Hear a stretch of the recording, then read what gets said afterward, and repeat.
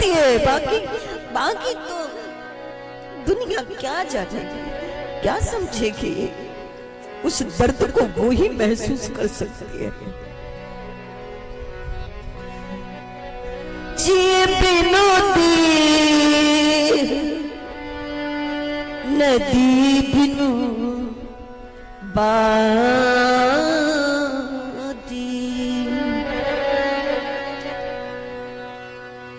ते सही नाथ पुरुष बिनु नादी।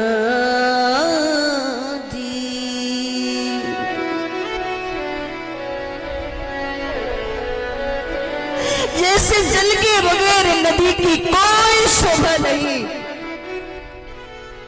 प्राण के बिना इस देह की कोई शोभा नहीं, उसी प्रकार आपके बगैर इस जानकी की कोई शोभा नहीं। नाथ, मैं आपकी आज्ञा का उल्लंघन नहीं कर रही हूं, केवल परिस्थिति सामने रख रही हूं। अगर आपने मुझे अपने से बुला, अरे अयोध्या तो क्या, अगर सुरपुर देवताओं की नगरी में भी रखा ना, तो वह मेरे लिए नरक के समान होगा, नरक के समान। क्योंकि स्त्री का स्वर्ग तो पति के श्री चरण कमलों में हुआ करता है, उसका स्थान वही है। नाथ में आज्ञा का उल्लंघन नहीं कर रहे। अगर आप मुझे छोड़ करके चले गए तो ये जानकी का शरीर तो अयोध्या में रहेगा, लेकिन ये प्राण तो प्राणेश्वर की सेवा में समर्पित हो जाएंगे, सदा सदा के लिए आपके चरणों में लीन हो जाएंगे। प्रभु श्री राम जी समझ गए कि शान के यहां रहने वाली नहीं, इसलिए राम जी को भी गुस्सा आ गया। मेरे साथ चलना चाहती हो? हाँ, चलो मेरे साथ, पर बहुत संकटों का सामना करना पड़ेगा। पहले तो बहुत समझाया जानकी मत चलो हमारे साथ, पर नहीं चले। भगवान समय की सीमा में मैं निवेदन करती हूं, अयोध्या से चले। तुलसीदास जी महाराज ने वर्णन किया, पुरसेन किसी रघुवीर वधूधर धीर दये मग में दग गए। अयोध्या से चले, सिंहबेरपुर तक तो रथ में बैठ करके आए, लेकिन वहां से जब यात्रा प्रारंभ हुई तो पैदल चले। जब पैदल चले तो मैया जानकी 2 कदम चली कि मैया जानकी के होंठ सूख गए, होठों पर पपड़ी पड़ाई, शरीर से पसीना टपकने लगा। थकान के मारे एक कदम भी आगे नहीं बढ़ाया जा रहा था। और जानकी जी ने देखा, देखो तो राम जी तो आगे आगे ऐसे चले जा रहे हैं मानो जैसे किसी सिंह को एक पिंजड़े में बंद कर दिया जाए और अचानक वो पिंजड़ा खुल जाए तो सिंह को अपने जीवन में जितनी प्रसन्नता की अनुभूति होती है, उतनी ही प्रसन्नता के साथ में राम जी आगे आगे चले जा रहे हैं। तो मुड़ करके मेरा हालचाल लेने ही नहीं जा रहे। जानकी जी ने कहा, ए प्रभु, मैं आपकी पत्नी हूँ, कम से कम पीछे मुड़ करके भी तो देख लिया करे कि पीछे कोई चल रहा है। राम जी ने कहा, मैं बिल्कुल भी नहीं देखूंगा, भूल करके भी नहीं देखूंगा। इतना समझाया था, लेकिन तुमने हमारी बात नहीं मानी, तुम तुम्हारी तरफ बिल्कुल भी नहीं देखेंगे। हाँ, जानकी जी ने कहा कि प्रभु मत देखो, लेकिन इतना बता दीजिएगा, आप कहते थे कि हम जंगल में जाकर के कुटिया बनाएंगे, कुटिया बना करके रहेंगे, तो हम लोग कुटिया कहाँ बनाएंगे, कहाँ रहेंगे? राम जी के होठों पर मुस्कान फिर पड़ी। राम जी ने कहा, इतने जल्दी कुटिया बनवाना चाहती हो? थोड़ा सा चली और कुटिया बनवाना चाहती हो? ए जानकी, थक गई हो क्या? नाना प्रभु, मैं नहीं थकी। तो क्या बात है, लगता है थक गई हो। जानकी, मैं तुम्हारा पति हूँ और एक पत्नी की व्यथा को अगर पति नहीं समझेगा तो संसार में कोई और दूसरा समझने वाला।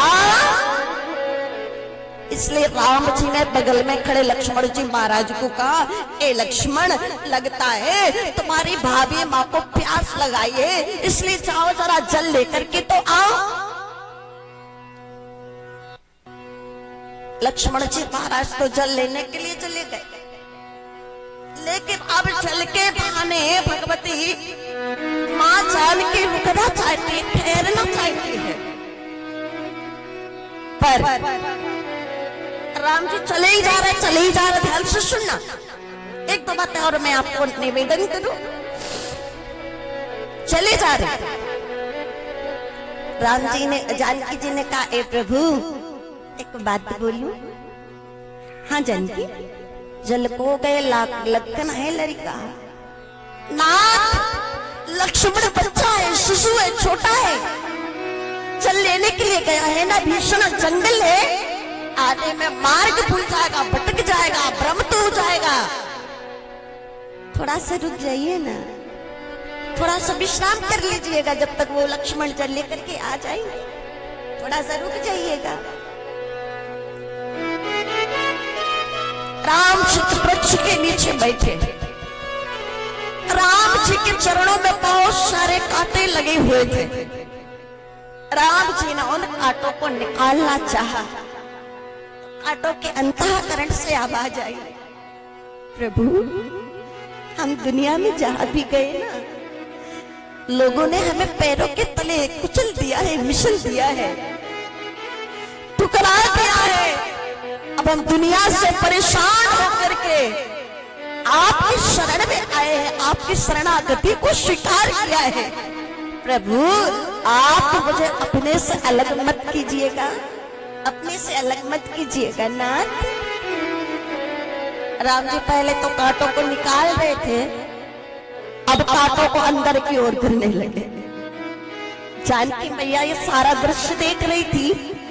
जानकी जी ने कहा, हे प्रभु ये कांटे बड़े दुष्ट होते हैं, खतरनाक होते हैं, आप इनको निकाल करके फेंक दीजिएगा। आप अंदर क्यों कर रहे हैं? पर वो तो प्रार्थना करते हैं कांटे, प्रभु तो एक ही बात कहते हैं, नाथ भगवान मेरी नैया उस पार लगा देना,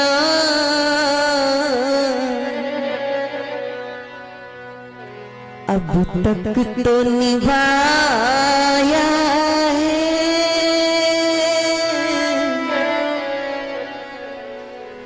आगे भी निभा देना,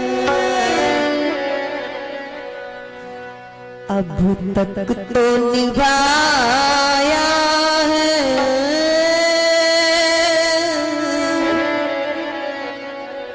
आगे भी निभा देना, अब तक निभाया पार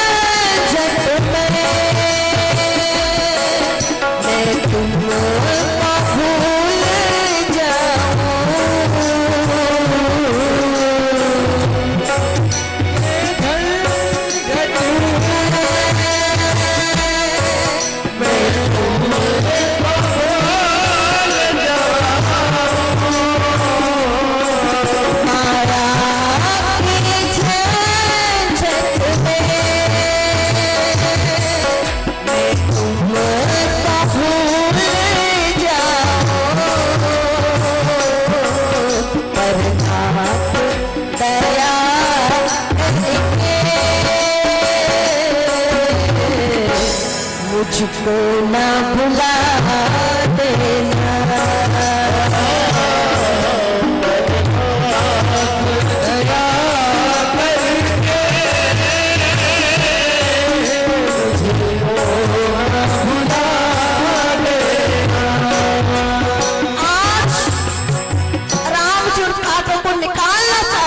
लेकिन भगवती सीता ने कहा प्रभु इन कांटों को निकाल करके आप फेंक दीजिएगा। कांटों ने प्रार्थना किया, राम जी अंदर करने लगे। जानकी जी ने कहा प्रभु आपकी मजबूरी है, आप तो नहीं निकाल सकते, पर मेरी कोई मजबूरी नहीं है, लाइए मैं ही कांटों को निकाल करके फेंके देती हूँ। राम जी ने कहा कि जानकी तुम तो आराम से दूर ही खड़ी रहो, इन कांटों को भूल करके भी हाथ मत लगाना। क्यों? बोले तुम साक्षात भक्ति हो और भक्ति का काम तो भक्ति और जीवात्मा को परमात्मा के चरणों से जोड़ना है। अगर तुमने इन कांटों को चरणों से अलग कर दिया तो आज के बाद कोई भी तुम्हारी उपासना नहीं करेगा, इसलिए तुम आराम से दूर ही खड़ी रहो।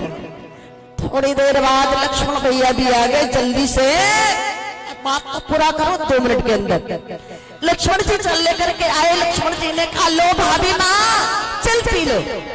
जानकी जी ने कहा कि लक्ष्मण जल बाद में पिएंगे, पहले अपना चरण दिखाओ। क्यों? कहीं तुम्हारे चरण में कांटा तो नहीं लगा? हमारे बीच में जुगल जोड़ी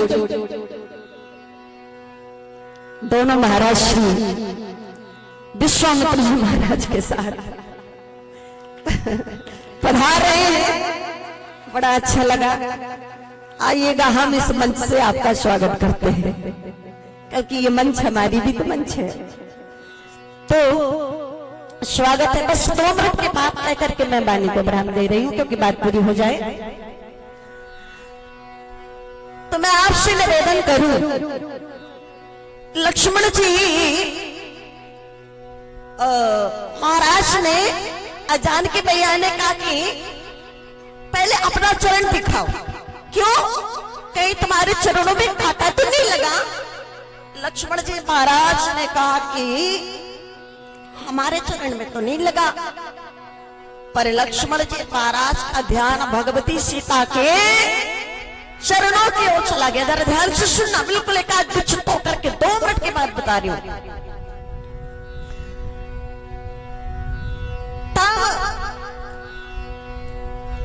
लक्ष्मण जी महाराज ने कहा, मां, भाभी मां, अपना चरण दिखाओ।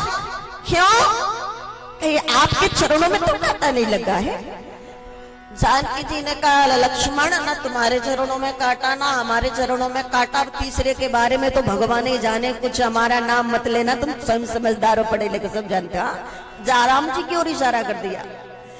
लक्ष्मण जी महाराज समझ गए, दौड़ करके राम जी के पास गए। ए भैया, हाँ अपना चरण दिखाओ। क्यों? आपके चरणों में कांटा तो नहीं लगा? राम जी ने कहा कि हमारे चरणों में कांटा? पहले तो जानकी जी की ओर देखा। आज लक्ष्मण जी महाराज को इतना क्रोध आया कि भैया के चरणों में अगर कांटे लगे हैं, लक्ष्मण जी ने धनुष के ऊपर बाण चला लिया। मेरे होते हुए भगवान के चरणों में लगने की इनकी हिम्मत कैसे हुई? आज मैं इस धरती से कांटों का नाम और निशान मिटा दूंगा। और जैसे धनुष के ऊपर बाण चढ़ाया, राम जी सामने आकर के खड़े हो गए। लक्ष्मण, ये मेरे स्वयं की इच्छा से मेरे शरण में आए, मेरी शरणागति को स्वीकार किया है, तुम इन पर बाण नहीं चला सकते। अब लक्ष्मण जी महाराज क्या करते? धनुष बाण नीचे रख दिया। लक्ष्मण जी महाराज ने, बस यही बात मैं आपको बता दूं, बड़ी प्यारी बात है। लक्ष्मण जी ने कहा कि प्रभु एक बात बताइएगा, ये जो कांटा है ना हमारे चरणों में लगा, ना भाभी माँ के चरणों में लगा, आप ही के चरणों में क्यों लगा? क्योंकि आपके साथ तो भाभी माँ भी चल रही थी, मैं भी चल रहा था, पर कांटे आपके चरणों में क्यों लगे? राम जी ने कहा, लक्ष्मण याद रखना, मैं साक्षात ब्रह्म हूँ, जानकी साक्षात भक्ति है, तुम जीवाचार्य हो। क्या मतलब प्रभु? कहा, लक्ष्मण आगे आगे मैं चल रहा था, मेरे पीछे भक्ति स्वरूपा जानकी चल रही थी और जानकी के पीछे तुम चल रहे थे। लक्ष्मण, सच्चाई तो ये है कि सारे कांटे तुम्हारे चरणों के लिए थे, लेकिन जिस समय तुमने भक्ति के पीछे पीछे चलना स्वीकार कर लिया तो तुम्हारे सारे संकट रूपी कांटों को मुझे अपने चरणों में लेने के लिए मजबूर होना पड़ा, विवश होना पड़ा। बस यही कारण है जो अपने जीवन में भक्ति को उतार लेता है, भक्ति को आभूषण बना लेता है, भक्ति से संबंध स्थापित कर लेता है, परमात्मा के चरणों में प्रेम हो जाता है, तो परमात्मा ऐलान करता है कि उसके सारे विपत्ति रूपी संकट रूपी कांटों को मैं अपने चरणों में लेने के लिए विवश हो जाता हूँ, मजबूर हो जाता हूँ। एक बार तो किसी ने भगवान से पूछा, ए प्रभु, आप अपने भक्तों को कैसे मिला करते हैं? त्रिपुरारी बन करके मिलते हैं, बनभारी बन करके मिलते हैं, गिरधारी बन करके मिलते हैं, कैसे मिलते हैं? भगवान ने कहा, जागी रही बात नहीं प्रभु, आप ठीक से बताइए आप कैसे मिलते हैं? तब भगवान ने कहा, याद रखना दुनिया के मानवों, मैं अपने भक्तों को जब मिलता हूँ तब ना त्रिपुरारी बन करके मिलता हूँ, ना गिरधारी बन करके मिलता हूँ, ना बनभारी बन करके मिलता हूँ। मैं अपने भक्तों को जब मिला करता हूँ तो महतारी बन करके मिलता हूँ, महतारी बन करके। तो करो सदा तुनकी रखवारी और जिम्मे पालक राखे। आइए कल की सभा में, बीच सभा में आगे की चर्चा को रखा जाएगा। भगवान का नाम लेते वाणी को विराम, और बस एक ही प्रार्थना करनी है ठाकुर जी के चरणों में, बस एक ही प्रार्थना है। लगा